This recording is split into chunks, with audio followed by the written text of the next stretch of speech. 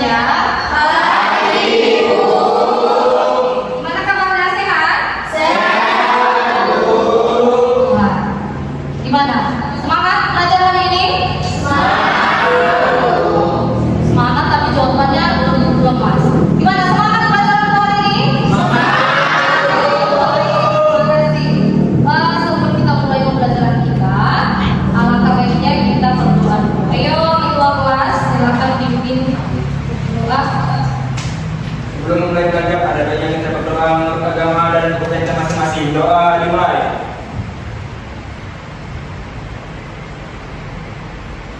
Doa selesai. Diri. Pada guru, salam.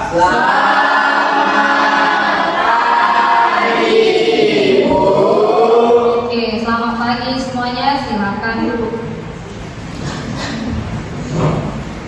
Oke, baik. Ibu absen dulu ya. Atas nama Apri, Amir, Armando, Cani, Maulita, Deca, Gabriel, Asih, Kristiani, Leonardo, Marcos, Moza, Nurhandia, Putri, Resya, Yuandira, Tiara, Dwi, Suhenda, Feby, Esther, Darius, Dava, Jihan. Oke, nanti hadir semua ya. Oke, baik. Untuk itu semuanya berdoa dulu ya. Kita akan memulai. Nah, pada minggu lalu kita sudah mempelajari tentang materi apa saja? Tentang virus. Oke, virus apa yang sudah kita bahas kemarin?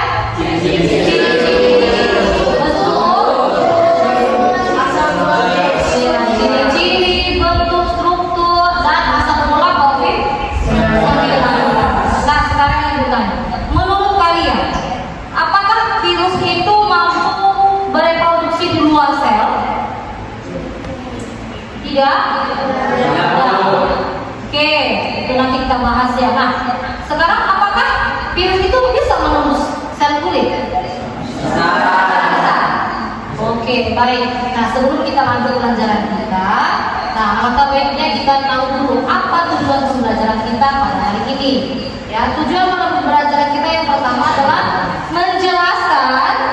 menjelaskan proses perkembangbiakan atau replikasi pada virus. Boleh kalian lihat. Yang kedua, menguraikan proses siklus litik dan lisogenik. Yang ketiga, menganalisis persamaan dan perbedaan siklus litik dan lisogenik. Yang keempat, menganalisis kondisi terjadinya siklus litik dan lisogenik. Oke, baik.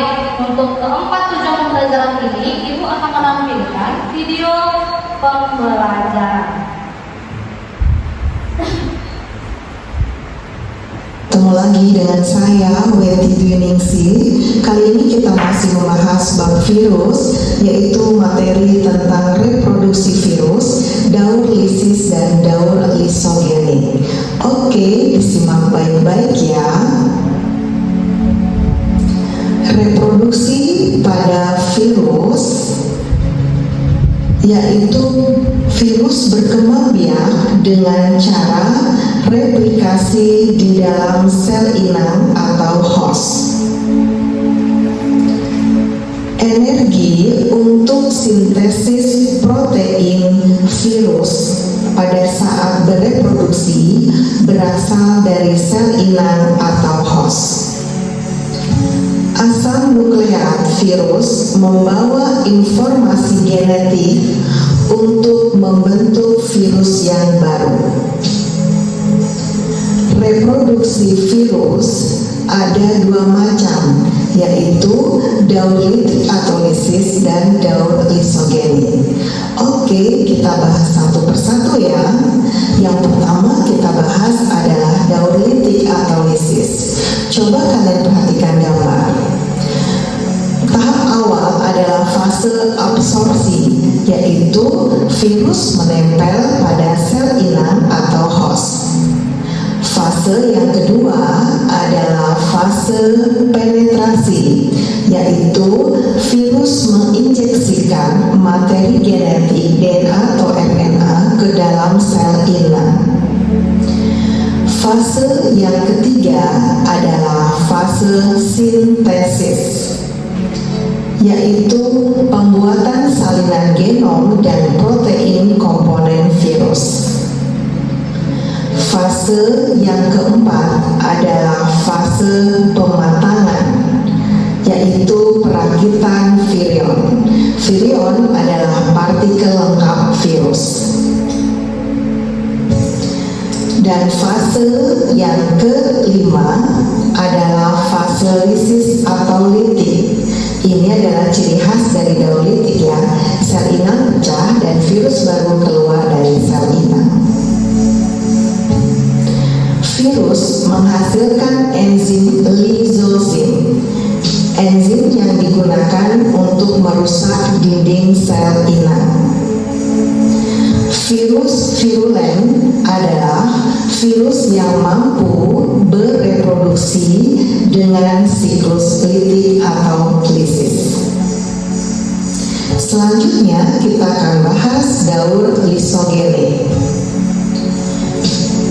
Daur lisogeni terjadi jika sel inang memiliki pertahanan yang lebih baik daripada daya infeksi virus, sehingga sel inang tidak mudah pecah atau lisis. Virus temperat adalah virus yang dapat bereproduksi dengan cara daur lisis dan lisogeni. Pada daur lisogeni terjadi peristiwa tidak terbentuknya virion baru. Kemudian sel inang mengandung profag. Profag adalah gabungan DNA virus dan kromosom sel inang. Dan sel inang tidak mati atau rusak, bahkan bisa membelah diri. Nah, sekarang kalian perhatikan gambar daur lisogeni. Tahap awal adalah fase absorpsi, yaitu virus melekat pada sel inang atau host. Fase yang kedua adalah fase penetrasi. Virus menginjeksikan DNA atau RNA ke dalam sel inang atau host. Fase yang ketiga adalah fase penggabungan. Terjadi profag, DNA virus disisipkan pada kromosom sel bakteri. Dan fase yang keempat adalah fase replikasi. Kromosom yang telah tersisipi profag bereplikasi atau menggandakan diri secara terus-menerus selama ada pembelahan sel. Nah, sekarang kita lihat perbedaan antara siklus litik dan siklus lisogeni. Litik itu diakhiri dengan pecahnya sel, lisogeni mengikuti pembelahan sel pada bakteri. Oke, demikian tadi pembahasan materi tentang reproduksi pada virus. Selanjutnya, kita akan membahas klasifikasi virus. Jangan lupa like dan subscribe ya. Terima kasih. Baik, itu adalah video tentang apa tadi? Replikasi virus atau reproduksi virus. Ada secara apa? Secara litik dan lisogeni. Nah, hubungannya dengan COVID-19. Jadi kita lihat dulu bagaimana sebenarnya virus COVID-19 itu bisa menyerang organ tubuh manusia. Jadi lampirkan lagi di sini ada video. Ya, sama-sama kita saksikan. Bagaimana virus corona menyerang tubuh kita? Mungkin itu jadi pertanyaan kita semua. Kita udah tahu gimana virus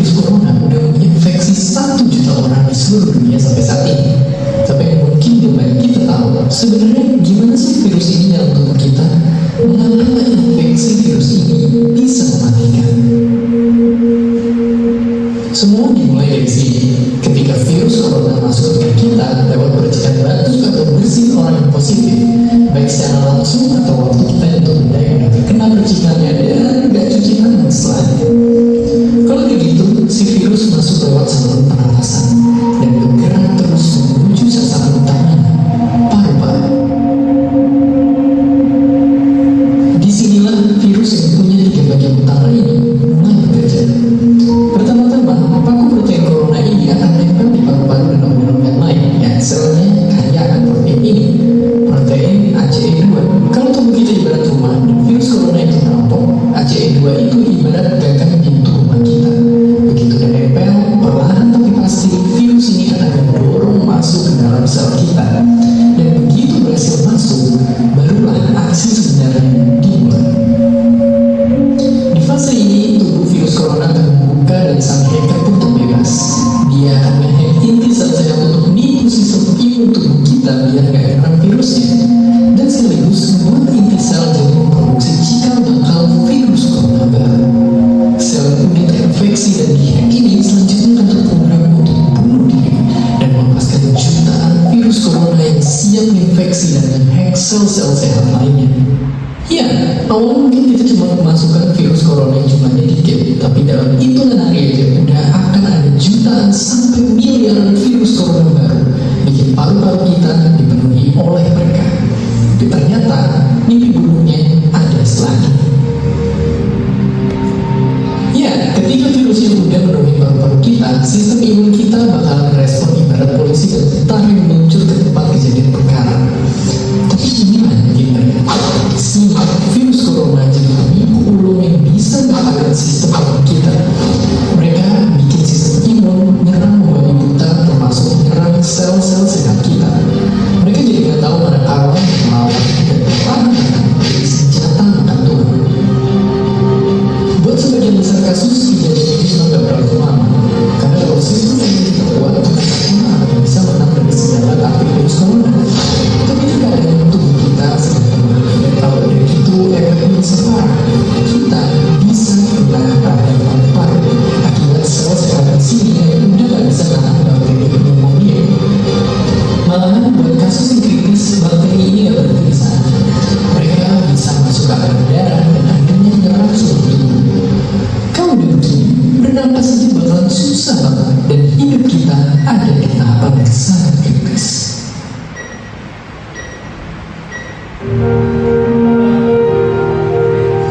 Ya, mungkin dengan fakta-fakta barusan bikin kita takut dan khawatir. Tapi ingat, kita pun punya cara buat memperkuat daya tahan tubuh kita. Makan makanan bergizi. Ya, bukan lagi sekedar 4 sehat yang sempurna, tapi ikutilah pedoman gizi seimbang yang bisa meningkatkan imun tubuh kita. Virus corona bisa parah kalau kita yang sakit, tapi kalau tubuh kita sehat, kita punya harapan untuk bertahan. Dan seperti biasa, terima kasih. Oke, baik. Apa katanya? Berarti kita harus menjaga kesehatan dengan menjaga pola makan, ya kan? Istirahat dan teratur. Oke. Nah, dari kedua video tersebut, siapa yang bisa membuat suatu pernyataan atau menemukan suatu masalah? Ayo, boleh tunjuk tangan. Oke, silakan berdiri. Mengapa saat protokol sebanyak ada yang tidak memiliki gejala virus dan ada yang memiliki gejala virus yang menyebabkan penyakit? Oke, katanya di situ, mengapa saat terpapar COVID-19 ada yang memiliki gejala ataupun tidak? Tetapi yang tidak memiliki gejala ini bisa saja langsung menjadi apa? Menjadi menyebabkan suatu kematian.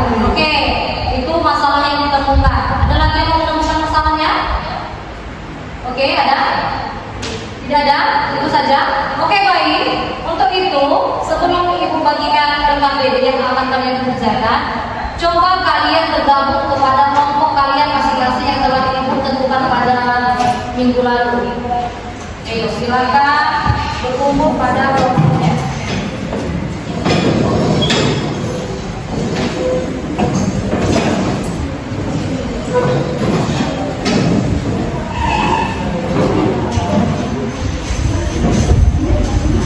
Oke,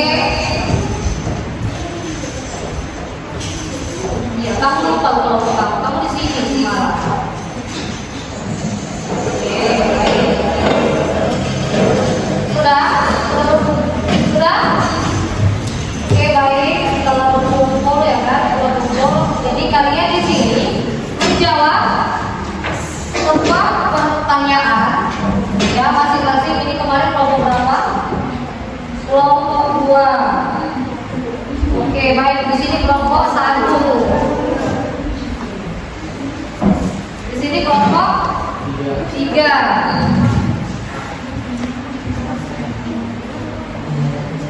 Di sini kelompok 4. Kelompok 4 ya. Di sini kelompok 5. Oke, baik. Nah, coba kalian perhatikan di situ apa petunjuknya?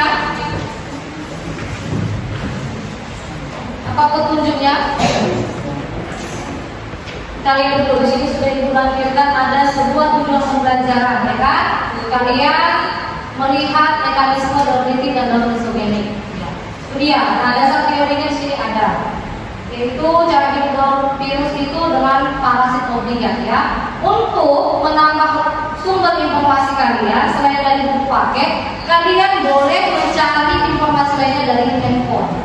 Ya, jadi untuk kelompok 1 di sini pertanyaannya, mengapa virus COVID-19 ini dapat menular dengan cepat? Oke, sudah. Nah, untuk kelompok kedua boleh perhatikan masing-masing soalnya. Oke, kalau ada yang tidak paham boleh ditanyakan. Silakan berdiskusi.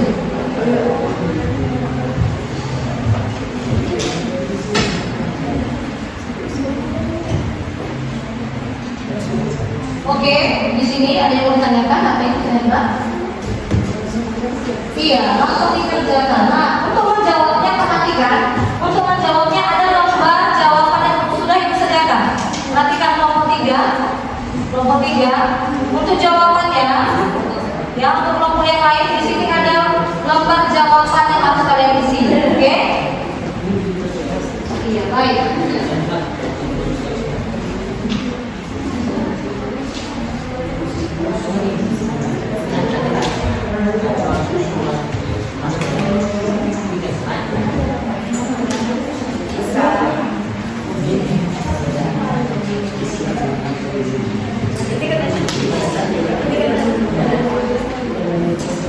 Ada masalah? Oke, kalian perhatikan dulu di sini gambarnya untuk menjawab soal boleh dicari dari internet ya.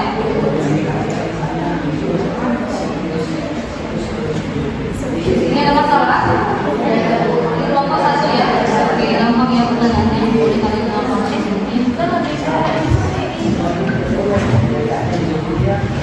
Ada masalah kalian?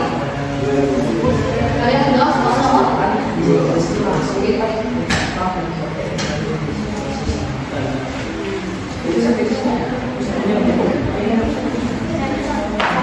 Sama-sama ini.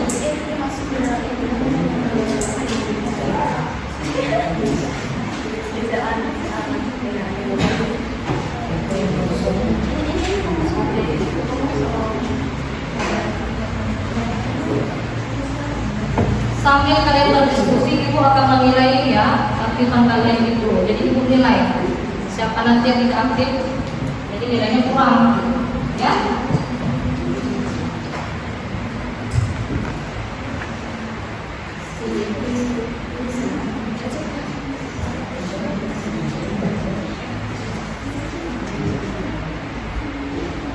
Ya, jawabannya di belakang.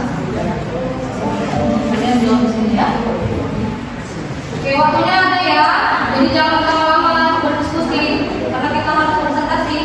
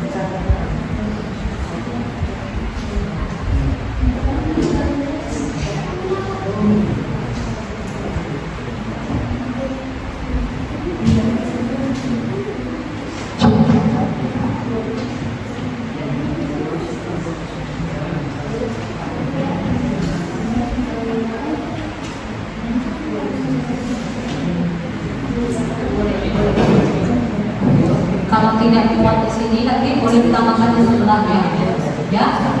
Oke, silakan.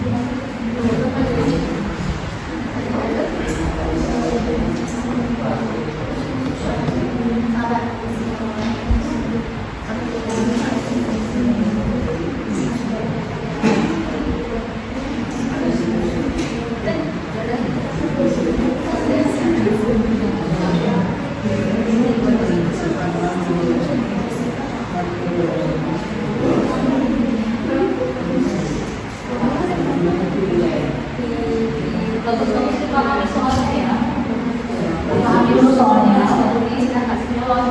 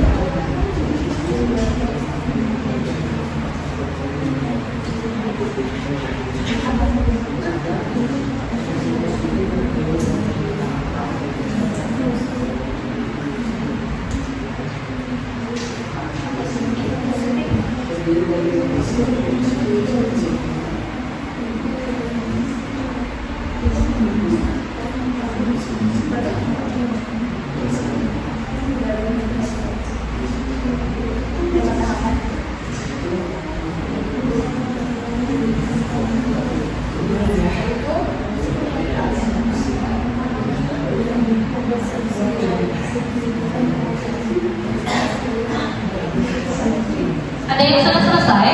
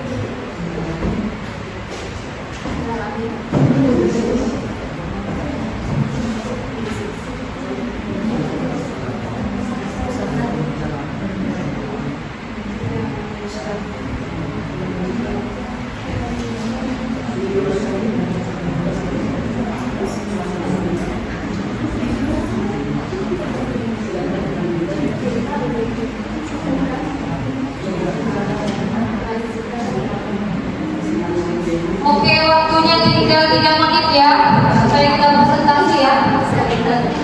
Bisa? Sudah bisa? Kelompok 4 sudah? Sudah, kelompok 1 sudah. Kelompok 2 bagaimana? Sudah? Oke, berarti tinggal kelompok 3 dan kelompok 5 ya.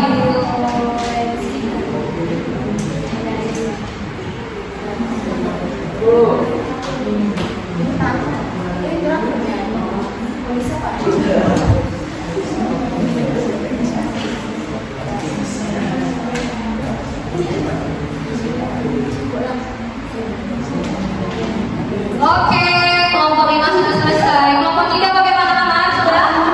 Oke, baik. Nah, kelompok siapa dulu yang berani tampil presentasi? Kelompok 1? Oke, yuk. Silakan kelompok 1 maju. Nah, untuk kelompok yang lain, dengarkan presentasi lawannya dan kalau ada yang mau bertanya silakan siapkan pertanyaan ya. Jadi kalian harus mendengarkan dengan baik.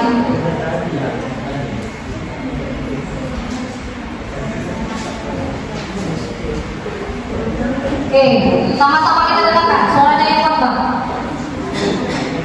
Siapa yang baca? Oke, suaranya kuat ya. Pagi semuanya.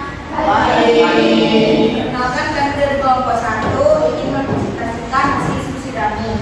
Sebelumnya kami akan memperkenalkan diri. Nama saya Deca dan teman saya.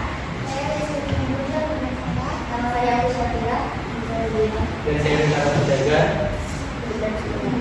Kami akan menjawab pertanyaan mengapa virus COVID-19 bisa menular dengan cepat dari satu orang ke orang lainnya. Virus COVID-19 dapat menular dengan cepat dari satu orang ke orang lainnya karena virus ini memiliki protein lonjakan yang dapat menempel pada reseptor ACE2 di permukaan sel manusia dan memasukkan materi genetiknya ke dalam sel. Virus ini juga dapat bermutasi dan menghasilkan varian baru yang lebih mudah menyebar seperti varian Delta. Apakah virus itu muncul langsung dalam jumlah yang banyak dan bagaimana cara virus memperbanyak diri? Virus tidak muncul langsung dalam jumlah yang banyak, tetapi memperbanyak diri dengan cara membajak sel inang dan menggunakan mesin sel untuk membuat sel inang dirinya sendiri. Setiap sel inang virus dapat menginfeksi sel lain dan menghasilkan lebih banyak virus. Proses ini dapat berlangsung sangat cepat dan menyebabkan infeksi yang parah. Oke, baik. Itu Itu paparan dari presentasi kelompok 1. Ada yang mau menanggapi? Oke, silakan berdiri Christine dari kelompok 4.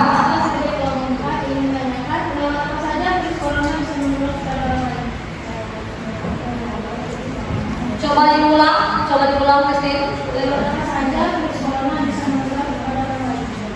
Iya. Dua pertanyaan ya, satu lagi ada?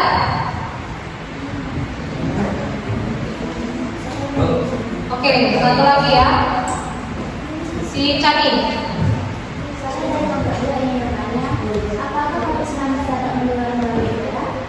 Apakah COVID-19 dapat menular dari udara? Oke, baik, kita kunci ya. Kita kunci pertanyaan mereka.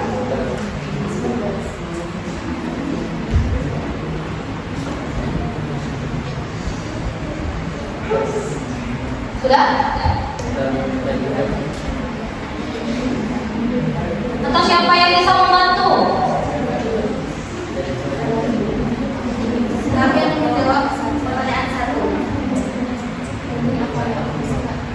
Iya. Melalui apa saja virus corona dapat menularkan ke orang lain? Virus corona dapat menular melalui percikan batuk,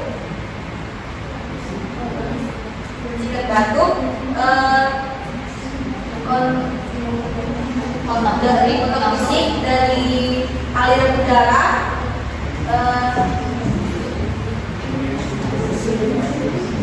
bersih, batuk, peralatan atau saling apa ya?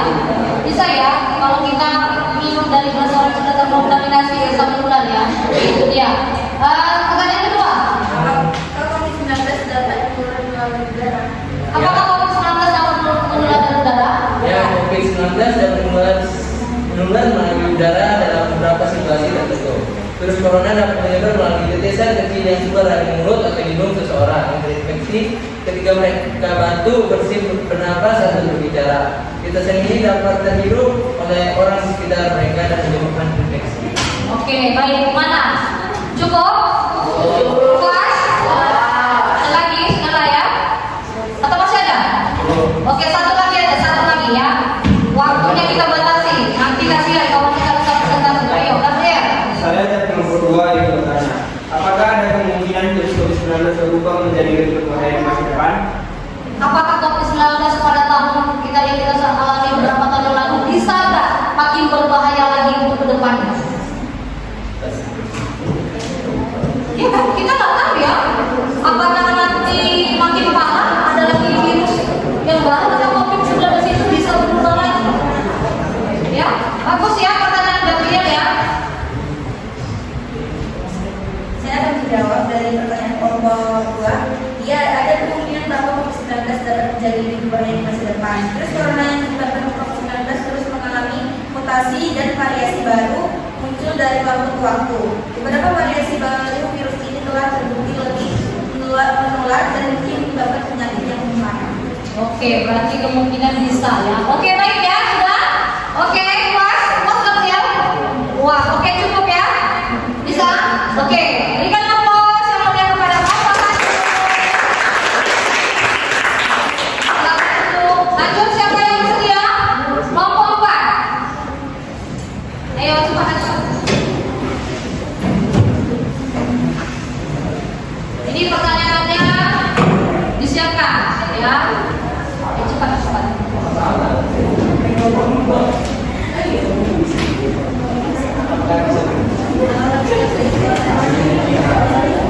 Oke, yuk. Kelompok yang lain mohon tenang. Siap semuanya. Kami dari kelompok 4 ingin mempresentasikan hasil diskusi kami. Sebelumnya perkenalkan nama saya Gejala Sejati. Nama saya Putri. Nama saya Megalia. Mengapa saat terpapar COVID-19 ada yang tidak memiliki gejala serius dan ada yang memiliki gejala sangat serius sehingga menyebabkan kematian? Karena virus dapat menyebabkan thromboemboli atau pembekuan pembuluh darah paru berupa gumpalan darah yang akan mengumpat pembuluh darah dan menghambat aliran darah ke jaringan di paru-paru dan dapat menyebabkan kematian. Dan jelaskan bagian mana pada virus corona yang menyebabkan virus tersebut cepat menular. Bagian virus yang cepat menularkan ialah pada bagian tandu atau spike dari virus yang dapat menyebabkan virus mudah masuk ke sel sasaran sehingga penularannya lebih cepat. Ada yang menanggapi? Oke, Ali, kelompok berapa nih? Kelompok 2 ya? Kelompok 2. Oke, kelompok 3 jangan lupa ketinggalan, ayo aktif dong.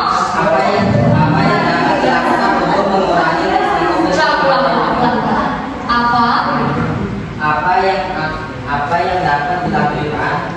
Apa yang dapat dilakukan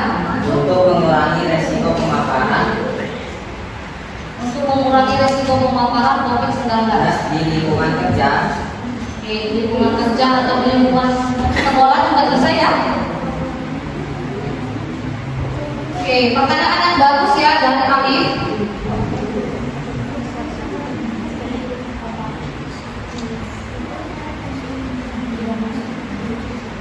Oke, pertanyaan yang kedua. Boleh kita latihan dulu dari kelompok lain dulu, jangan dari kelompok 2 terus. Ayo, oke, kelompok 5. Siapa namanya? Marcos. Oke, Marcos. Mengapa ada orang yang terpapar COVID-19 tidak memiliki gejala serius, sementara orang lain mengalami gejala yang parah bahkan menyebabkan kematian? Oke, mengapa ada gejala yang serius dan ada juga tidak ada gejala tetapi menyebabkan kematian? Oke.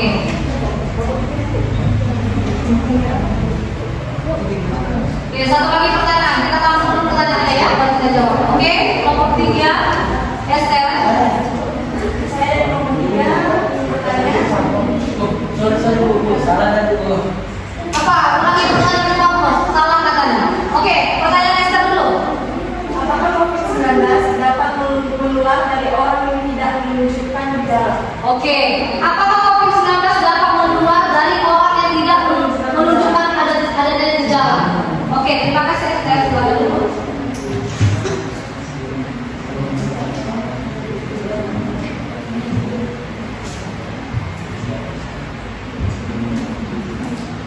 Pertanyaan Marcos, boleh diulang? Apa yang dapat kita lakukan untuk meminimalkan risiko penularan virus corona atau COVID-19? Apa upaya? Iya. Meminimalkan Risiko resiko terpaparnya COVID-19. Ini pertanyaan yang ketiga kita jadikan ya. Pertanyaan kedua dari Esther tadi, apakah bisa ditularkan dari orang yang sudah memiliki gejala? Pertanyaan siapa tadi? Dari sini ya, Amin. Sudah bisa dijawab? Oke, lanjut. apa yang dapat kita lakukan untuk meminimalkan Bukan Marcos, Amin. Apa yang dapat dilakukan untuk mengurangi risiko pemaparan COVID-19 di lingkungan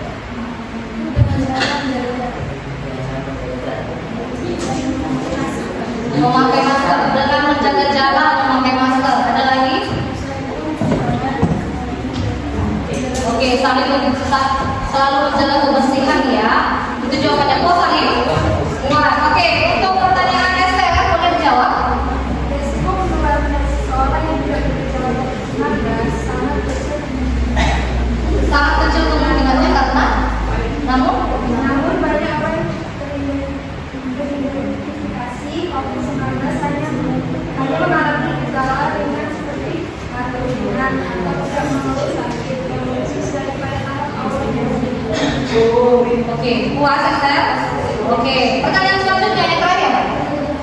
Teknik menggunakan tisu lipat saat batuk atau bersin atau menggunakan tisu yang langsung dibuang ke tempat sampah tertutup setelah digunakan. Gimana? Bisa diterima? Bisa? Oke. Ada lagi yang mau bertanya? Sudah? Puas? Oke, berikan applause yang meriah. Silakan dulu. Siapa nih yang mau maju ke depan? Ayo. Kelompok 3, ready? Are you ready? Kelompok 3? Ready, oke.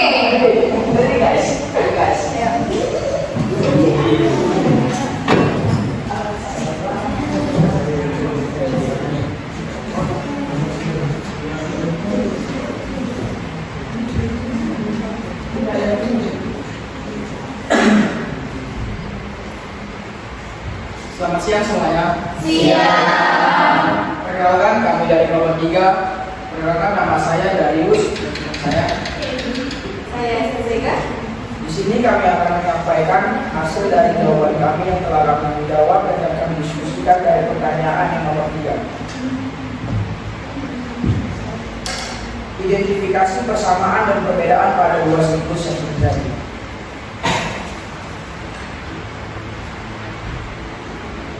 Persamaan yang ada pada dua siklus tersebut adalah: 1.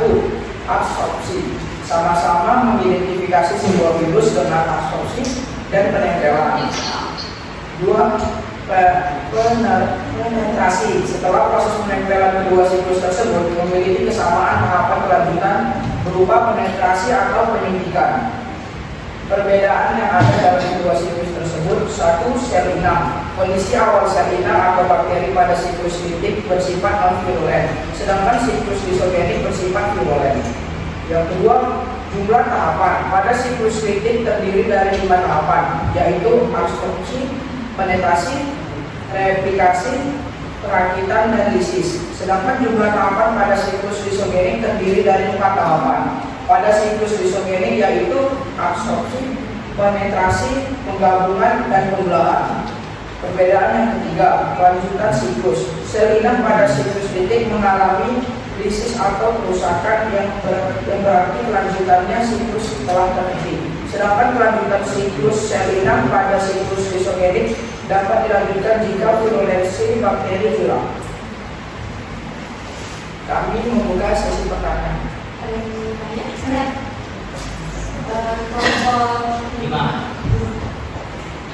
Baik, saya akan bertanya, bagaimana kedua siklus ini dapat mempengaruhi kelangsungan hidup virus? Bagaimana kedua siklus ini dapat mempengaruhi kelangsungan hidup virus? Kelangsungan hidup virus. Terima kasih.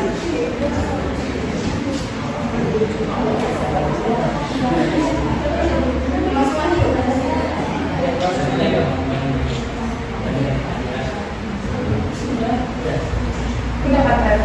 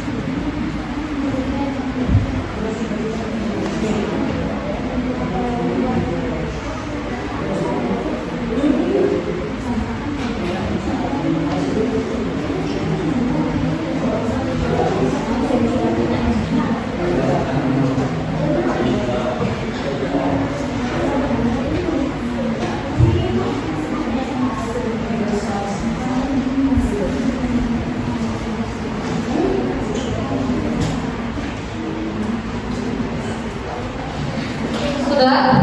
Ada lagi yang mau bertanya? Oke, dari kelompok 4 dulu. Siapa namanya? Saya dari kelompok 4. Bagaimana terjadinya fase penetrasi yang terjadi pada infeksi virus secara rutin? Bagaimana terjadinya fase penetrasi yang terjadi pada infeksi virus secara rutin? Oke, pada secara listik, penetrasi virus secara listik. Oke, itu ya. Suhendra tadi apa pertanyaannya? Bagaimana kedua siklus ini dapat mempengaruhi kelangsungan hidup virus? Bagaimana kedua siklus ini dapat mempengaruhi kelangsungan hidup virus? Oke, kita pun masih pertanyaannya. Ada yang bisa membantu menjawab pertanyaan temannya, boleh ya? Ibu kasih nilai tambahan.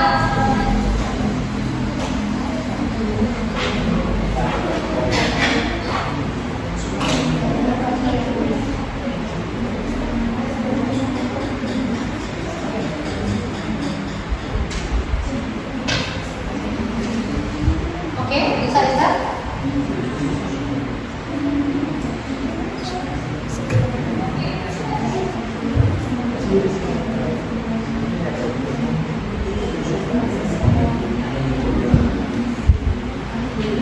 Baik, saya akan menjawab pertanyaan dari kelompok 4. Bagaimana terjadinya fase penetrasi pada siklus krisis? Fase ini dilakukan setelah dinding sel inang hancur. DNA virus akan masuk ke dalam tubuh sel inang melewati daerah yang sudah dilubangi oleh virus. Masuknya ekovirus ke dalam tubuh sel bakteri digambarkan seperti anak kucing dengan gembok. DNA virus yang masuk ke dalam sel inang melalui penambatan lempeng ujung, kontraksi dan penusukan kasar di bagian tubuh virus yang masuk ke dalam sel inang hanyalah asam nukleotnya saja. Sedangkan traksi akan tetap ada di luar dinding sel inang dan akan terlepas dengan sendirinya setelah tidak berguna lagi. Bisa diterima? Oke, baik. Untuk pertanyaan selanjutnya. Baik, saya akan menjawab pertanyaan dari kelompok 5. Bagaimana siklus listrik titik dan siklus disogenik mempengaruhi kelangsungan hidup virus. Pada siklus ini dalam mempengaruhi kelangsungan hidup virus adalah dengan adanya tahap akhir akan menjadi pembentukan sel inang dan virus akan keluar. Sedangkan dalam siklus isogenik akan terjadi pemecahan sel inang dan virus akan terus mengalami pembelahan bersama ini. Bisa diterima Sonetra? Oke, terima kasih untuk pertanyaan Sonetra. Gimana? Sudah puas? Puas? Oke. Berikan aplaus yang meriah. Lanjut ya, kelompok berapa nih? Kelompok 5? Oke, kelompok 5 dulu. Kelompok 5 dulu. Ayo, silakan.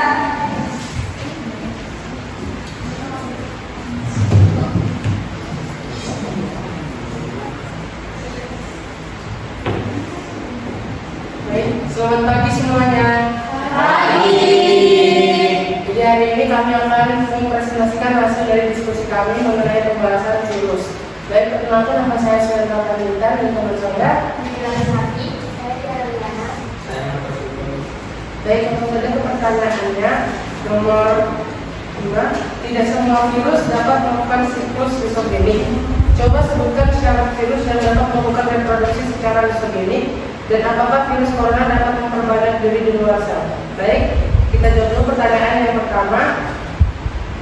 Syarat virus yang dapat melakukan reproduksi secara isogenik, yang pertama, virus harus memiliki kemampuan untuk mengintegrasikan materi genetiknya ke dalam genom inang.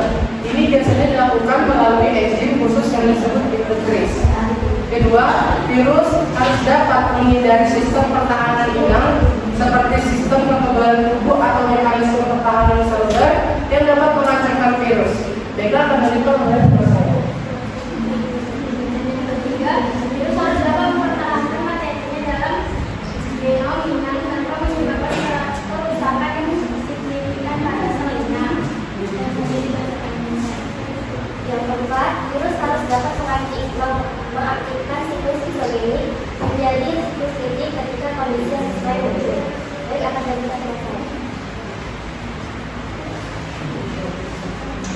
Pertanyaan kedua, dan apakah virus corona dapat memperbanyak diri di luar sel?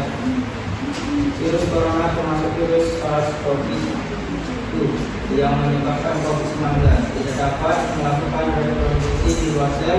Di luar sel inang, virus corona tidak dapat bertahan atau mereplikasi diri mereka sendiri. Oleh karena itu, virus corona tidak dapat memperbanyak diri di luar sel. Baiklah, itu penjelasan mengenai materi terkait. Kita masuk ke sesi tanya jawab. Boleh di. Oke, siapa yang mau bertanya? Dari kelompok 3, Darius. Nanti kelompok 4 ya, Christine. Oke, baik. Lanjut. Saya Darius, saya dari kelompok 3. Saya ingin bertanya, bagaimana cara virus corona dapat memperbanyak diri dari di luar sel? Oke, bagaimana cara corona dapat memperbanyak diri di luar sel? Ini pertanyaannya. Oke, Christine. Misalnya, apa yang terjadi jika pada tahap dalam virus isogenik terjadi gangguan? Apa yang terjadi jika pada proses ya itu terjadi gangguan? Orang yang menyebabkan gangguan pada proses isogenik. Oke, boleh dijawab? Darius, boleh diulang kembali pertanyaannya. Bagaimana cara virus corona memperbanyak diri di luar sel?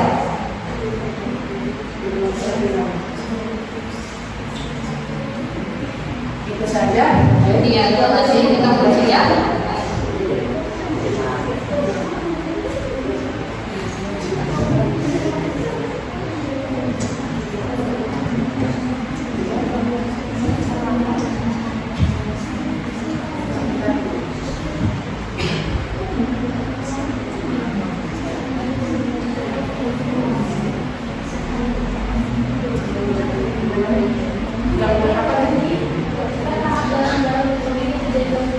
Isogenik.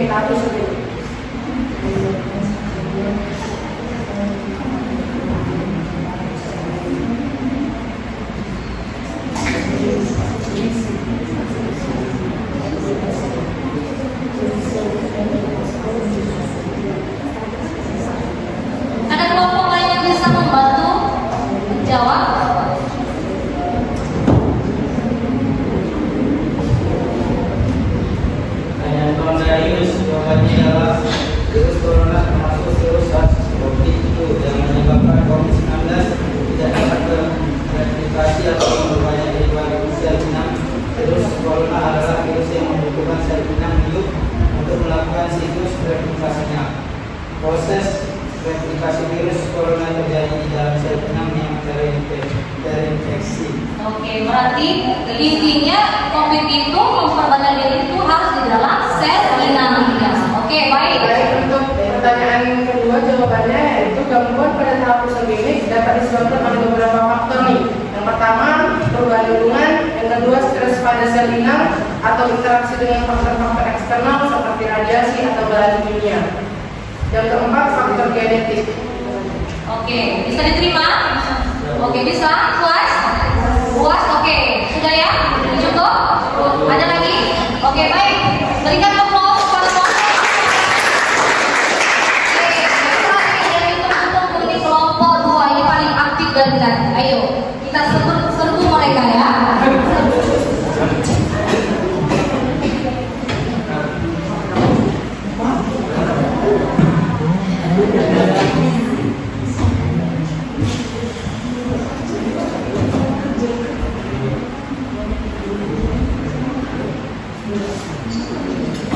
Selamat pagi teman-teman. Kami dari kelompok 2 ingin mempresentasikan hasil diskusi kami. Saya Gabriel Nubar dan kelas saya.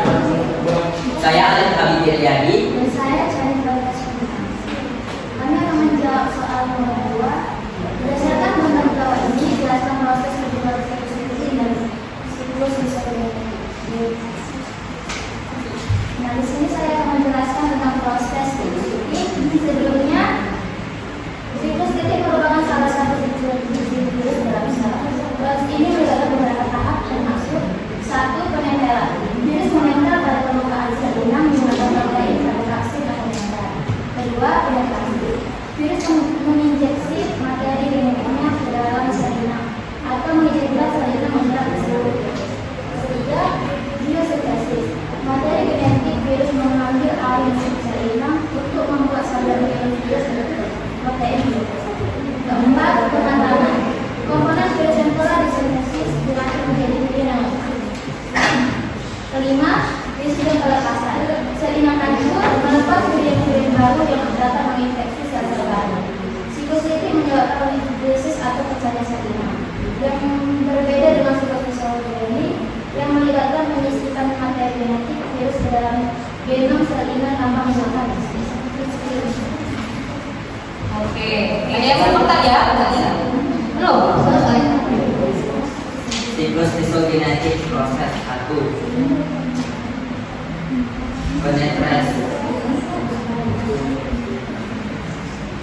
Penetrasi dan injeksi materi genetik. Virus melekat pada sel inang, menembus membran sel dan menyuntikkan materi genetiknya ke dalam sel. 2. Integrasi dengan genom sel inang. Materi genetik virus seperti DNA bergabung dengan genom sel inang menggunakan enzim seperti integrase. Sel inang membawa materi genetik virus sebagai bagian dari genomnya. 3. Fase dormansi atau latent. Materi genetik virus tetap diam dan tidak aktif untuk sementara waktu.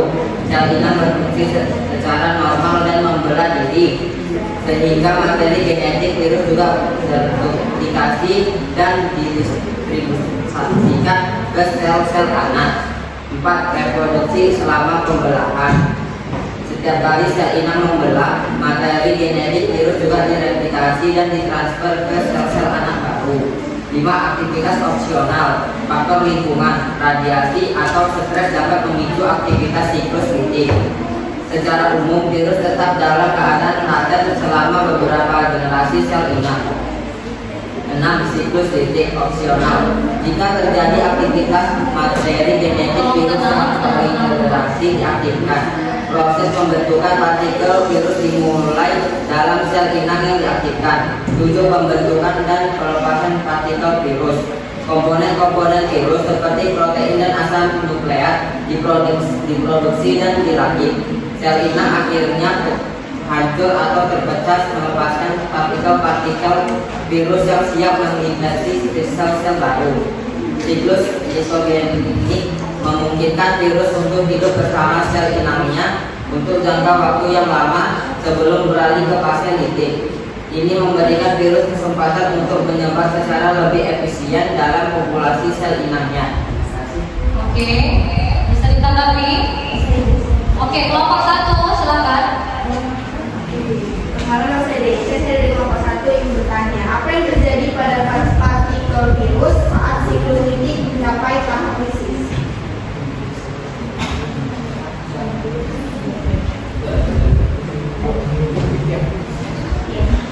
Oke, kelompok siapa satu lagi? Kelompok 3. Kelompok 3, boleh kelompok 3. Oke, Darius lagi. Saya bertanya, menurut dari siklus krisis pada gambar yang tersebut, apa yang dimaksud dengan kromosom inang dan apa fungsi dari kromosom inang tersebut? Oke, apa yang dimaksud dengan kromosom inang dan apa fungsinya? Oke, bagus. Ya, berarti dia melihat gambar, mengamati, aktif ya, mengamati gambarnya. Oke, satu lagi ya, dari kelompok 4 siapa namanya? Siapa? Moza, oke Moza. Buat Moza. Manakah yang lebih berbahaya bagi tubuh manusia? Siklus litik atau siklus isogenik? Jelaskan alasannya. Mana yang lebih berbahaya, siklus litika atau isogenik, dan apa alasannya? Oke, terima kasih Moza.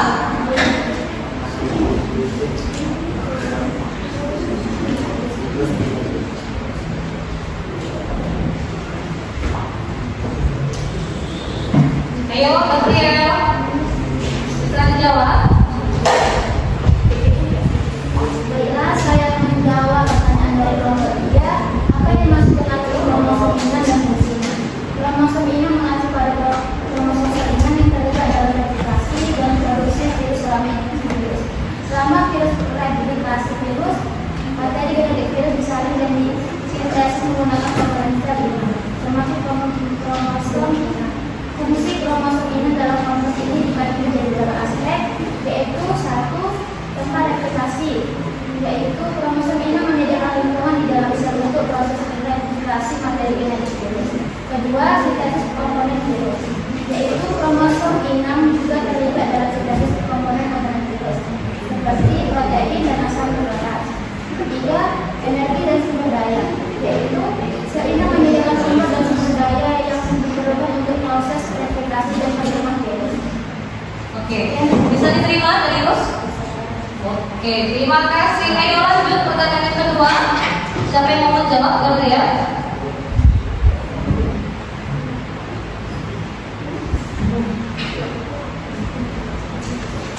Oke, ayo. Pertanyaan kedua tadi apa? Saya akan menjawab pertanyaan dari kelompok 2. Apa yang terjadi pada partikel virus saat virus sampai pada fase litik? Saat virus mencapai fase litik, beberapa perubahan terjadi pada partikel virus dan sel inang yang terinfeksi.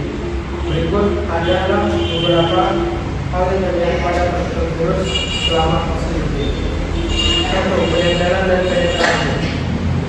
Partikel virus terlebih dahulu menempel pada permukaan sel inang yang memiliki reseptor yang cocok dengan protein pada permukaan virus.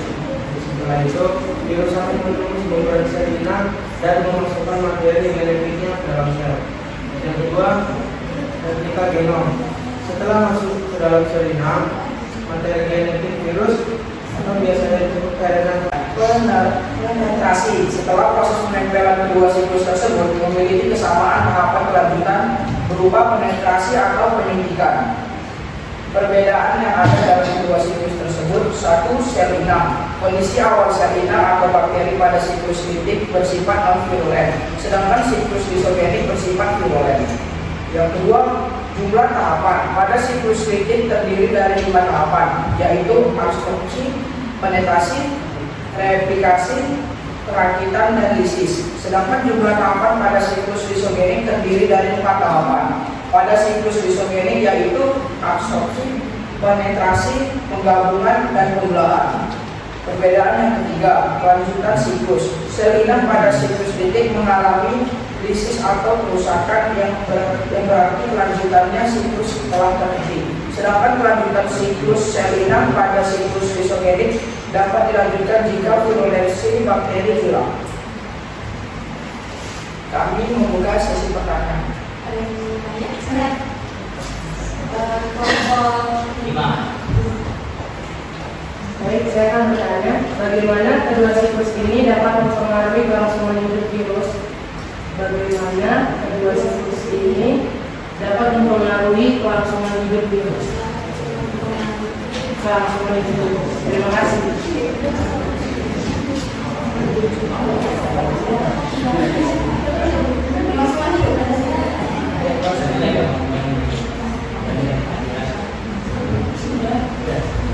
Pendapatan.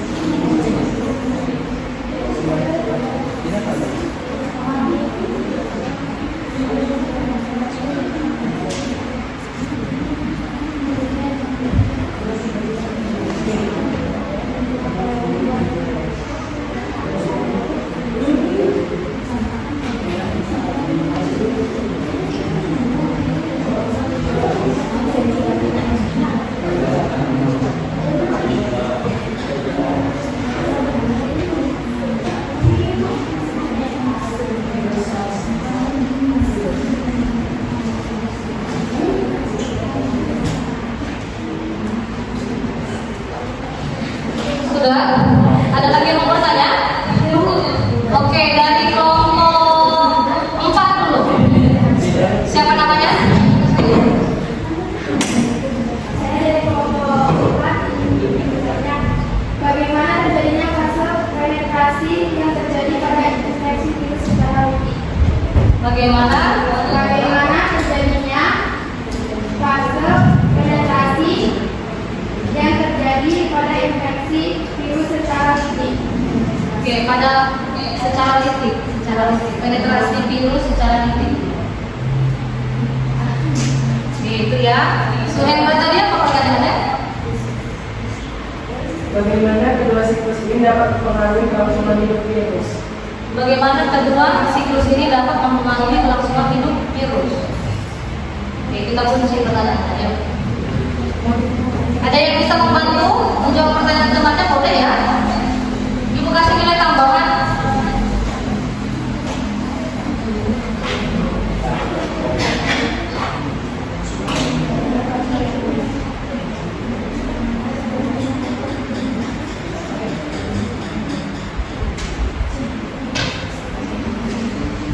Oke, bisa.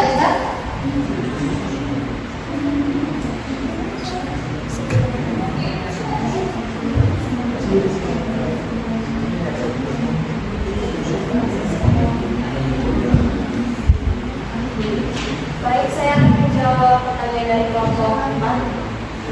Bagaimana terjadinya fase penetrasi pada siklus krisis? Fase ini dilakukan setelah dinding sel inang hancur. DNA virus akan masuk ke dalam tubuh sel inang melewati daerah yang sudah dilubangi oleh virus. Masuknya ekovirus ke dalam tubuh sel bakteri digambarkan seperti anak kucing dengan gembok. DNA virus yang masuk ke dalam sel inang melalui penambatan lempeng ujung, kontraksi dan penusukan kasar di bagian tubuh virus yang masuk ke dalam sel inang hanyalah asam nukleotnya saja. Sedangkan traksi akan tetap ada di luar dinding sel inang dan akan terlepas dengan sendirinya setelah tidak berguna lagi. Bisa diterima? Bisa. Oke, baik. Untuk pertanyaan selanjutnya.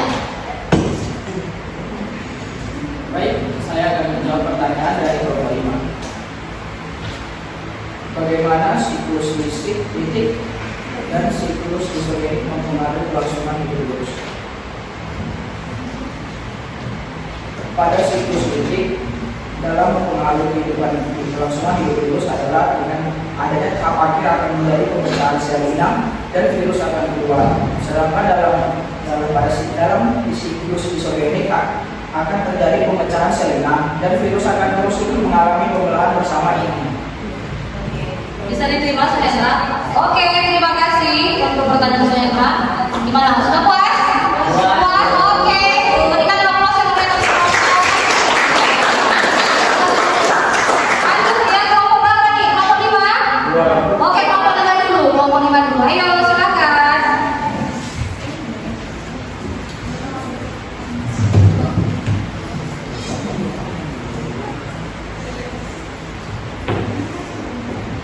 Baik, selamat pagi semuanya. Jadi hari ini kami akan mempresentasikan hasil dari diskusi kami mengenai pembahasan virus. Baik, perkenalkan nama saya Suendra Kanita dan teman saya. Baik, langsung saja ke pertanyaannya. Nomor 5, tidak semua virus dapat melakukan siklus lisogenik. Coba sebutkan syarat virus yang dapat melakukan reproduksi secara lisogenik dan apakah virus corona dapat memperbanyak diri di luar sel. Baik, kita jawab dulu pertanyaan yang pertama. Syarat virus yang dapat melakukan reproduksi secara lisogenik, yang pertama, virus harus memiliki kemampuan untuk mengintegrasikan materi genetiknya ke dalam genom inang. Ini biasanya dilakukan melalui enzim khusus yang disebut integrase. Kedua, virus harus dapat menghindari sistem pertahanan inang seperti sistem kekebalan tubuh atau mekanisme pertahanan seluler yang dapat menghancurkan virus. Baiklah, kembali ke mulai bersama. Ketiga, virus harus dapat mempertahankan materinya dalam genom inang tanpa menyebabkan kerusakan yang signifikan pada sel inang. Yang keempat, virus harus dapat mengaktifkan siklus lisogenik menjadi siklus ini ketika kondisi yang sesuai muncul. Baik, akan dilanjutkan selesai. Pertanyaan kedua, dan apakah virus corona dapat dan memperbanyak diri di luar sel? Virus corona termasuk virus SARS-CoV-2 yang menyebabkan COVID-19 tidak dapat melakukan reproduksi di luar sel. Di luar sel inang, virus corona tidak dapat bertahan atau mereplikasi diri mereka sendiri. Oleh karena itu, virus corona tidak dapat memperbanyak diri di luar sel. Demikian. Baiklah, itu penjelasan mengenai materi terkait. Kita masuk ke sesi tanya jawab. Boleh di. Oke, siapa yang mau bertanya? Dari kelompok 3, Darius. Nanti kelompok 4 ya, Christine. Oke, baik. Lanjut. Saya Darius, saya dari kelompok 3. Saya ingin bertanya, bagaimana cara virus corona dapat memperbanyak diri dari di luar sel? Oke, bagaimana cara corona dapat memperbanyak diri di luar sel? Dia pertanyaannya. Oke, Christine. Saya dari kelompok 4 ingin bertanya, apa yang terjadi jika pada tahap dalam lisogenik terjadi gangguan? Apa yang terjadi jika pada proses ya itu terjadi gangguan? Orang yang menyebabkan gangguan pada proses lisogenik. Oke, boleh dijawab? Darius, boleh diulang kembali pertanyaannya. Bagaimana cara virus corona memperbanyak diri di luar sel?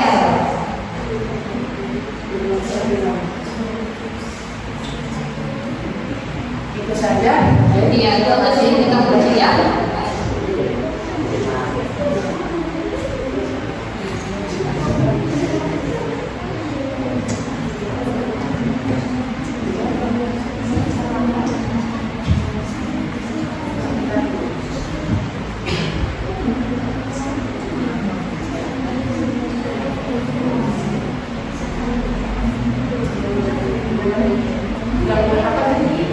Pada tahap dalam lisogenik terjadi gangguan.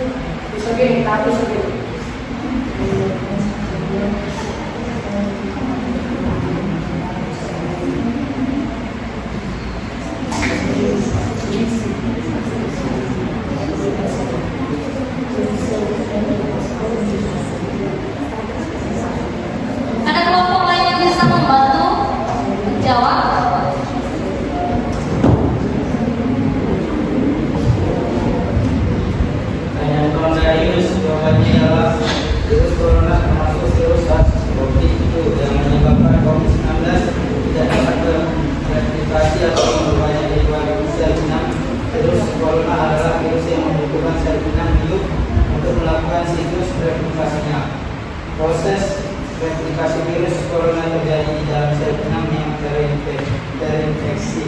Oke, berarti intinya COVID itu memperbanyak diri itu harus di dalam sel inangnya. Oke, baik. Baik, untuk pertanyaan kedua jawabannya yaitu gangguan pada tahap usul ini dapat disebabkan oleh beberapa faktor nih. Yang pertama, perubahan lingkungan. Yang kedua, stres pada sel inang atau interaksi dengan faktor-faktor eksternal seperti radiasi atau belahan kimia. Yang keempat, faktor genetik. Oke, bisa diterima? Oke, bisa? Puas? Puas? Oke, sudah ya? Cukup? Ada lagi? Oke, baik. Berikan aplaus pada kelompok.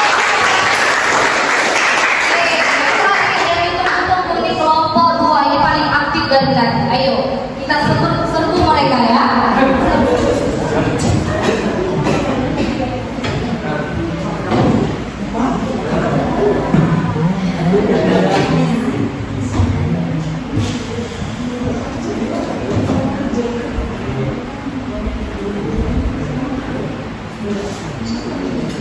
Selamat pagi teman-teman. Kami ketemu 2 ingin mempresentasikan hasil diskusi kami. Saya Gabriel Nurul dan teman saya. Saya Alif Habib Iryadi. Dan saya Cari Bagas. Kami akan menjawab soal nomor 2. Berdasarkan tentang bawah ini, jelaskan proses hubungan sekusi dan siklus disolusi. Nah, di sini saya akan menjelaskan tentang proses sekusi. Sebelumnya, siklus titik merupakan salah satu siklus dalam sel. Proses ini melibatkan beberapa tahap termasuk 1. Penempelan. Virus menempel pada permukaan sel inang menggunakan protein pada vaksin atau menempel. 2. Penetrasi. Virus menginjeksi materi genetiknya ke dalam sel inang atau mengizinkan sel inang menyerap seluruh virus. 3. Biosintesis. Materi genetik virus mengambil alih sel inang untuk membuat sel virus berbentuk protein virus. 4. Penanganan. Komponen virus yang telah disintesis dilanjut menjadi protein. 5. Risiko pelepasan. Sel inang hancur melepas virion-virion baru yang dapat menginfeksi sel-sel baru. Siklus ini menyebabkan lifosis atau pecahnya sel inang. Yang berbeda dengan siklus disolusi yang melibatkan penyisipan materi genetik virus ke dalam genom sel inang tanpa menggunakan risiko. Oke, ada yang mau bertanya? Belum? Selesai. Siklus disogenetik proses 1.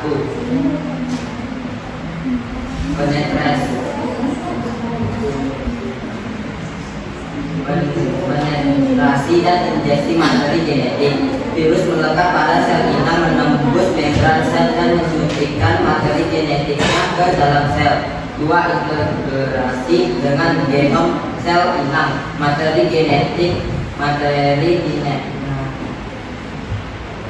genetik virus seperti DNA bergabung dengan genom sel inang menggunakan enzim seperti integrase. Sel inang membawa materi genetik virus sebagai bagian dari genomnya. 3. Fase dormansi atau latent. Materi genetik virus tetap diam dan tidak aktif untuk sementara waktu. Sel inang berfungsi secara normal dan membelah diri, sehingga materi genetik virus juga terduplikasi dan didistribusikan ke sel-sel anak. 4. Reproduksi selama pembelahan. Setiap kali sel inang membelah, materi genetik virus juga direplikasi dan ditransfer ke sel-sel anak baru. 5. Aktivitas opsional. Faktor lingkungan, radiasi, atau stres dapat memicu aktivitas siklus litik. Secara umum, virus tetap dalam keadaan laten selama beberapa generasi sel inang. 6. Siklus litik opsional.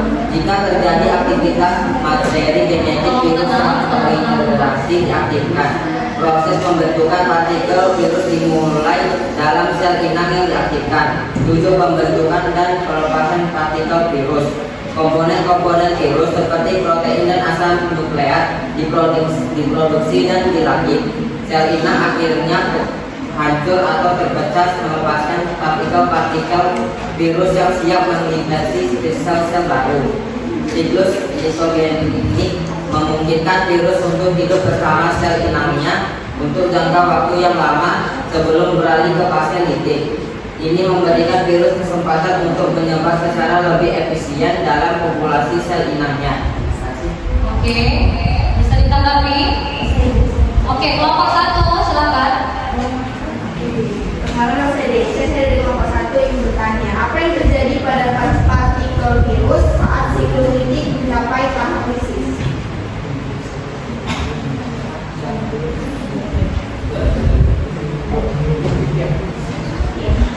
Oke, kelompok siapa satu lagi? Kelompok 3. Kelompok 3, boleh kelompok 3. Oke, dari Yus lagi. Saya bertanya, menurut dari siklus krisis pada gambaran tersebut, apa yang dimaksud dengan kromosom inang dan apa fungsi dari kromosom inang tersebut? Oke, apa yang dimaksud dengan kromosom inang dan apa fungsinya? Oke, bagus. Ya berarti dia melihat gambar, mengamati, aktif ya, mengamati gambarnya. Oke, satu lagi ya, dari kelompok 4 siapa namanya? Siapa? Moza, oke Moza. Buat Moza. Manakah yang lebih berbahaya bagi tubuh manusia? Siklus litik atau siklus isogenik? Jelaskan alasannya. Mana yang lebih berbahaya, siklus litik atau isogenik, dan apa alasannya? Oke, terima kasih Moza.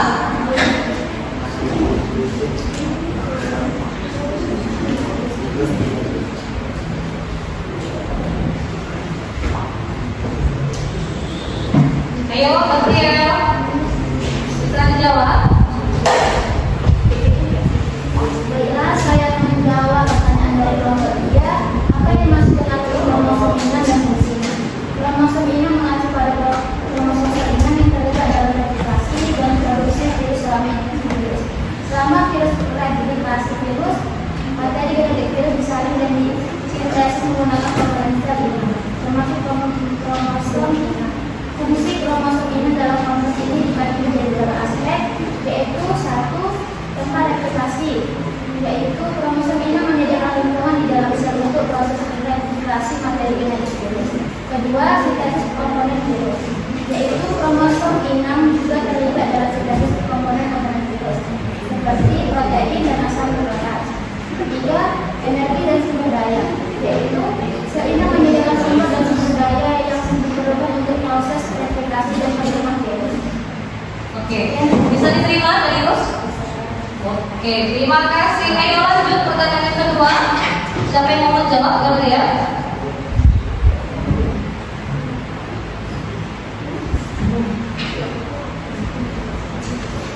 Oke, ayo. Pertanyaan kedua tadi apa? Saya akan menjawab pertanyaan dari kelompok 2. Apa yang terjadi pada partikel virus saat virus sampai pada fase litik?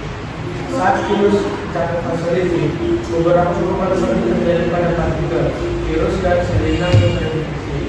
Berikut adalah beberapa hal yang terjadi pada partikel virus selama fase litik. 1. Penempel dan penetrasi. Partikel virus terlebih dahulu menempel pada permukaan sel inang yang memiliki reseptor dengan protein pada permukaan virus. Setelah itu, virus akan menulis memberan sel inang dan memasukkan materi genetiknya ke dalam sel. Yang kedua, replika genom. Setelah masuk ke dalam sel inang, materi genetik virus atau biasanya disebut RNA atau DNA akan direplikasi menggunakan mesin replikasi sel inang. Ini memungkinkan virus untuk membuat salinan genomnya yang lebih banyak. Yang ketiga, produksi komponen virus. Sel inang yang terinfeksi akan dimanipulasi untuk memproduksi komponen-komponen virus seperti protein struktural dan enzim yang dibutuhkan untuk merakit partikel virus baru. Proses ini dapat menghabiskan sumber daya dan energi sel inang. Oke, bisa diterima? Pertanyaan kedua. Oke, mari pertanyaan ketiga tadi apa? Sudah bisa dijawab, Gabriel? Dari kelompok 4. Baik, saya akan menjawab pertanyaan dari kelompok 4. Mana yang lebih berbahaya, siklus litik dengan siklus genetik? Kedua siklus litik dan siklus isogenik memiliki potensi bahaya yang berbeda tergantung pada konteksnya. Dan saya akan memberikan perbandingan pada kedua siklus tersebut. siklus litik. Reproduksi virus yang cepat. Dalam siklus litik, virus mereplikasi dirinya dengan cepat dalam sel inang dan menghasilkan banyak partikel virus baru. Yang kedua, kerusakan sel inang. Selama siklus litik, sel inang akan mengalami lisis atau pecah untuk mengalami partikel-partikel virus baru. Lalu, gejala penyakit yang parah. Infeksi virus dalam siklus litik seringkali menyebabkan gejala penyakit yang parah pada inang. Sedangkan siklus disogenik memiliki ciri-ciri seperti satu, latensi. Dalam siklus disogenik, virus mengintegrasikan genomnya ke dalam genom sel inang dan berada dalam keadaan laten atau tidak aktif. Kedua, potensi aktivitas. Dalam beberapa kasus, virus dalam siklus disogenik dapat diaktifkan dan beralih ke siklus litik. Yang ketiga, penyebaran lambat. Dalam siklus disogenik, virus tidak secara langsung menyebabkan penyebaran yang cepat, seperti dalam siklus litik. Kesimpulannya, siklus litik cenderung lebih bahaya karena dapat menyebabkan infeksi yang luas, kerusakan sel inang, dan gejala penyakit yang parah. Oke, baik, bagus ya jawabannya. Bisa diterima? Bisa? Oke, puas? Puas. Oke, sampai di sini ada lagi pertanyaan? Tidak. Oke, cukup. Oke, baik. Berikan aplaus yang meriah. Jadi bisa kita simpulkan ya kan, bagaimana sudah semua paparannya tadi bagus ya, mengenai bagaimana dalam siklus litik, disogenik, dan bagaimana COVID-19 itu dapat menyerang tubuh manusia. Oke, baik. Untuk itu di sini masing-masing bisa kita lihat ya bagaimana sebenarnya cara hidup dan reproduksi virus ya. Tadi virus hanya dapat hidup di dalam sel organisme tertentu sehingga disebut parasit intraseluler organ. Nah, cara penularan virus itu dari suatu sel inang ke sel inang lainnya ya. Pertama, melalui penularan virus secara langsung dapat terjadi melalui udara, air, darah, lendir, dan media lain. Nah, yang kedua, penularan virus secara tidak langsung terjadi melalui apa? Perantaraan vektor. Itu dia. Nah, ini tadi adalah tahapan reproduksi virus ya. Kita lihat si yang menempel pada reseptor sel inang. Yang kedua, bagian spesifiknya ya kan. Yang ketiga, tahap terjadi sintesis dengan asam nukleik dan protein komponen. Selanjutnya adalah tahap lisis. Virus merusak dinding sel inang dan keluar untuk menginfeksi sel lainnya. Nah, reproduksi virus. Siklus litik tadi apa? Terjadi jika pada siklus. Ya, lanjut. Pada siklus litik ini, sel inang akan pecah dan mati serta terbentuk virion baru. Nah, bagaimana dengan siklus disogenik? Yaitu terjadi jika pertahanan sel inang lebih baik dibandingkan dengan infeksi virus. Pada siklus disogenik terjadi replikasi genom virus, tetapi tidak menghancurkan sel inang.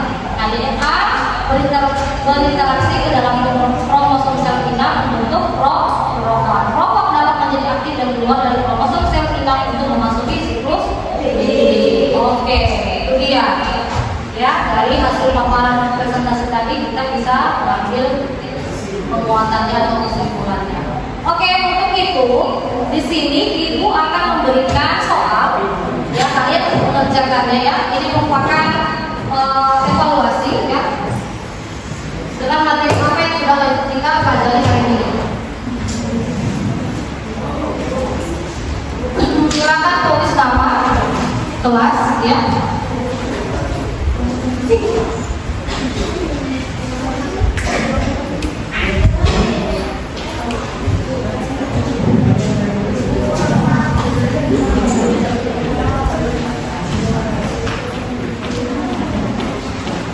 Oke, sudah.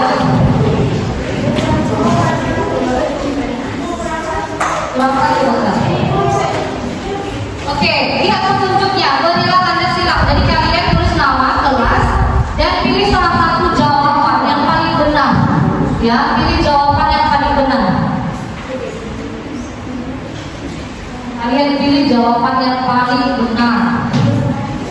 satu lagi.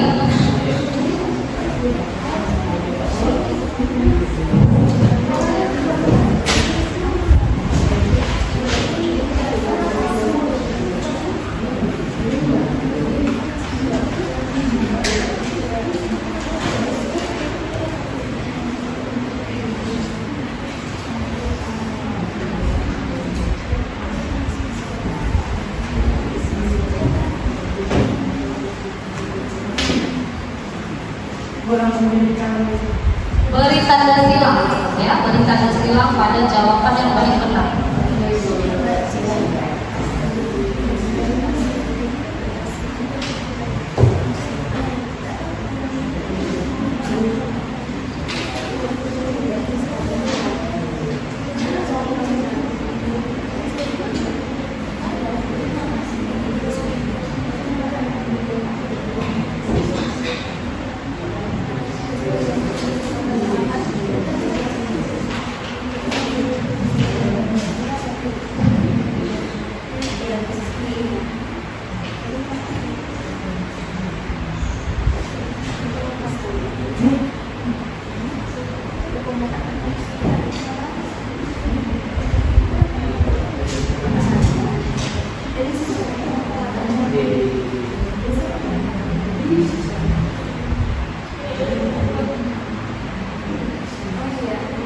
Ada yang sudah selesai?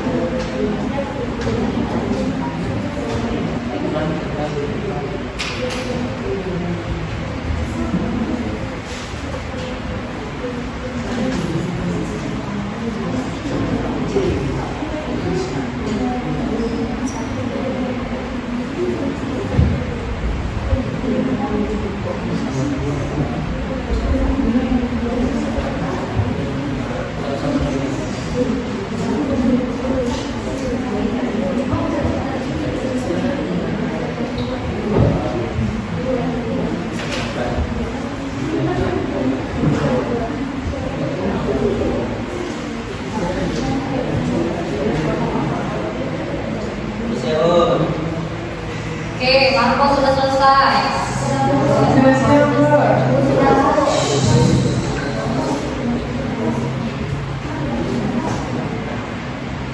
Oke, yang sudah selesai mohon dikumpul.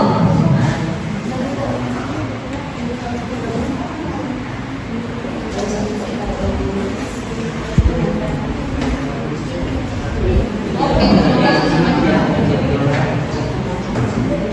sudah.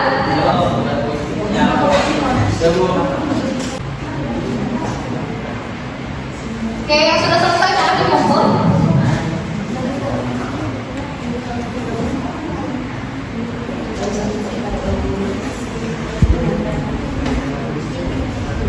Oke, sudah.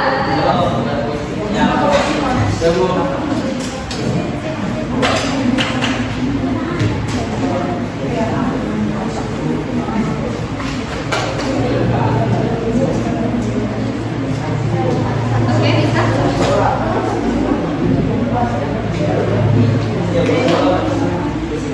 Oke, kelompok 3 sudah selesai.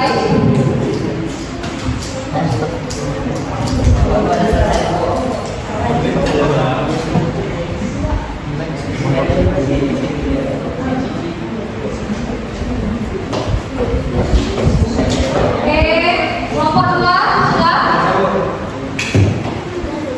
Oke, baik. Kelompok 5 akhir.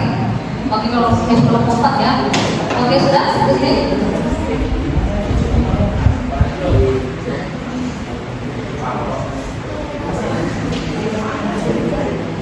Oke.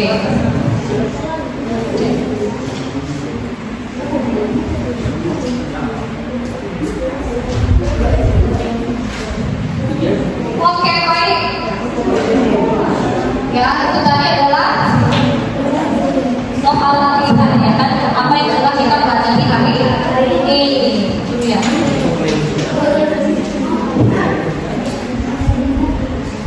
Kenapa? Oke, baik. Nah, setelah kalian mengerjakan soal latihan tadi, mari kita simpulkan apa simpulan materi hari kita hari ini ya.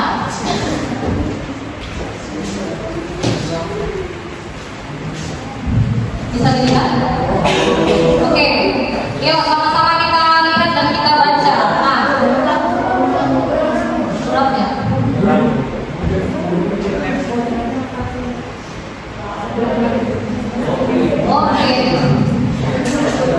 Oke, kita lihat virus.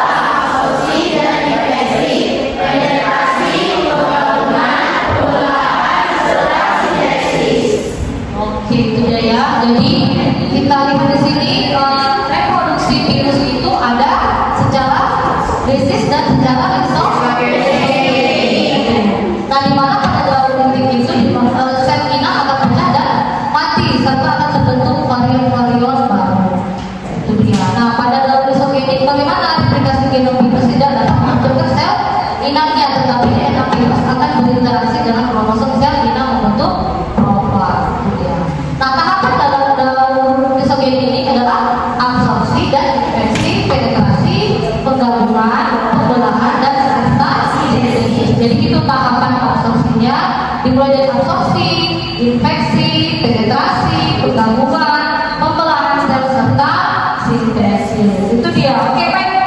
Nah, jadi itu mau tanya dulu pembelajaran hari ini. Bagaimana perasaan kalian pada pembelajaran hari ini? Senangkah? Oke, menyenangkan ya. Nah, apa yang kalian sukai pada pembelajaran hari ini? Bagaimana yang kalian pelajari? Kelompok 1 bagaimana? Pada bagian mana kalian yang merasa menarik gitu?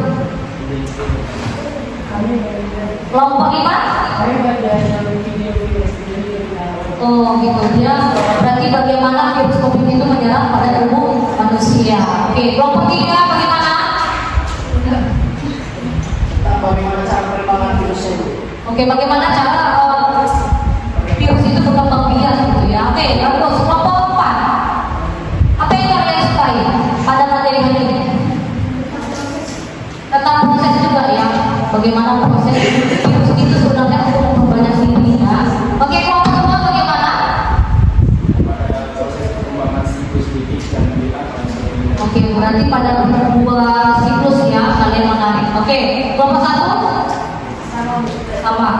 Oke, berarti pada materi ini sangat menarik untuk kita bahas. Untuk ibu ada lembar referensi yang harus kalian kerjakan gitu ya. Ini terkait dengan kegiatan pembelajaran tadi gitu. Oke, boleh kalian jawab.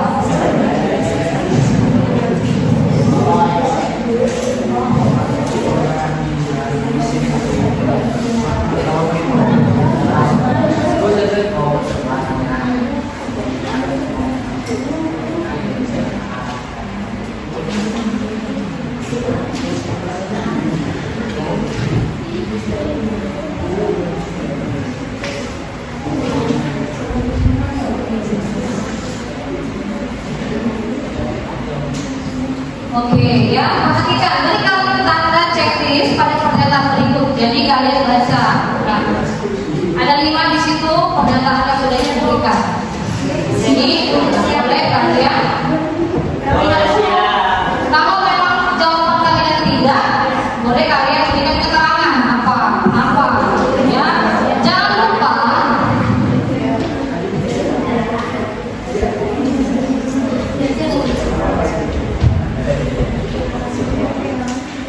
iya, misalnya saya belum dapat membedakan bagaimana replikasi virus itu secara linting. Jadi apa keterangan yang boleh kalian berikan ya?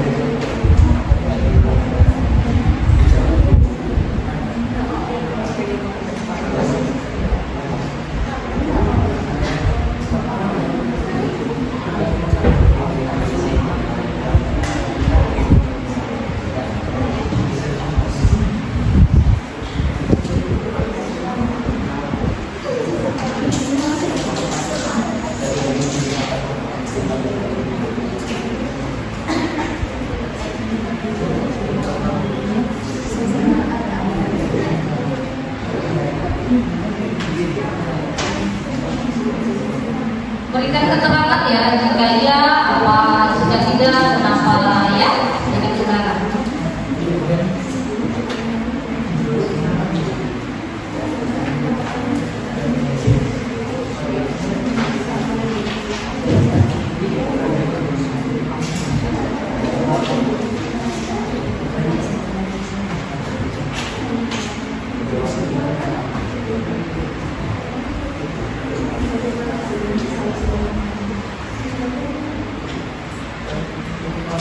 Ada yang sudah selesai? Ayo.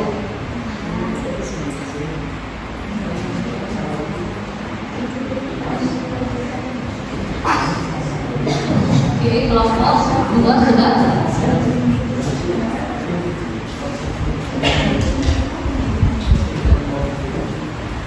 Kelompok 4 sudah.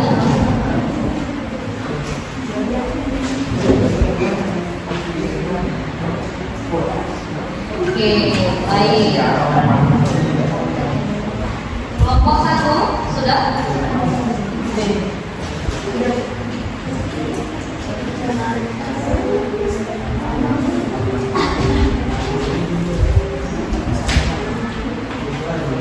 Kelompok berapa lagi? Kelompok 5 sudah.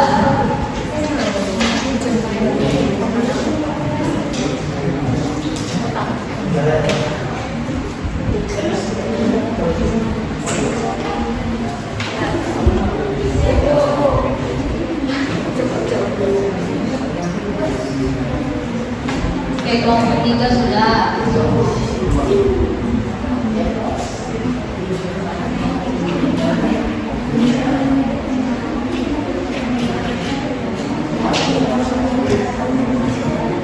Oke, sudah semuanya?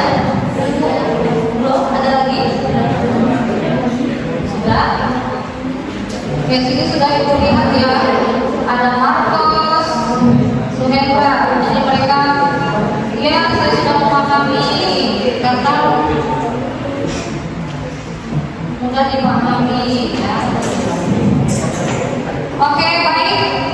Jadi ini adalah hasil refleksi kalian pada materi reproduksi virus. Nah, sebelum kita tutup pembelajaran kita, jadi materi yang harus kalian pelajari pada minggu depan yaitu mengenai adanya klasifikasi virus. Ya, ini ibu buka dulu sedikit apa yang mau kita bahas minggu depan. Jadi kalian di rumah nanti boleh membaca bukunya atau melihat dari sumber-sumber informasi yang lainnya. Nah, minggu depan kita membahas tentang klasifikasi virus. Apa aja Bu yang mau kita bahas minggu depan? Boleh kita lihat dulu sedikit. Yang pertama itu tentang jenis asam nuklear. Nah, yang kedua apa?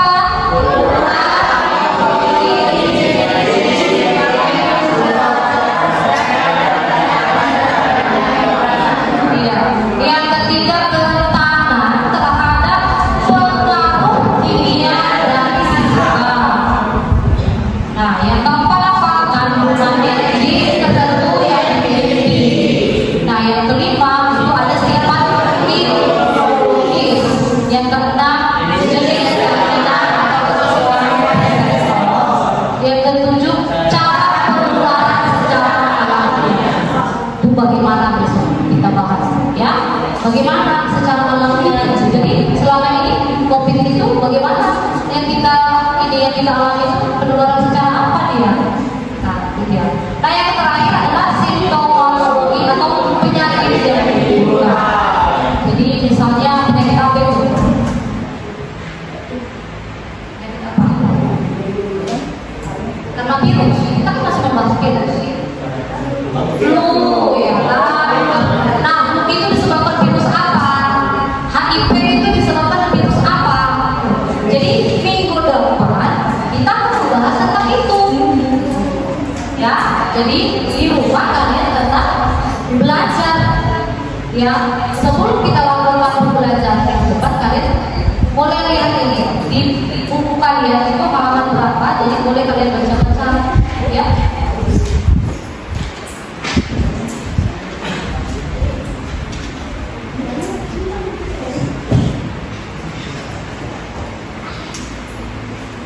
Nah, kalau di buku ibu lihat itu ada di halaman 97. Kemudian kita lihat ada peranan virus dalam kehidupan, ya. Nanti ada yang menguntungkan, ada yang merugikan. Kemudian, oke, bisa dilihat ya di bukunya nanti. Jadi minggu depan persiapan pembelajarannya sebelum ibu mulai diskusi kalian sudah menyiapkan pertanyaan-pertanyaan. Oke, ya kan? Itu dia.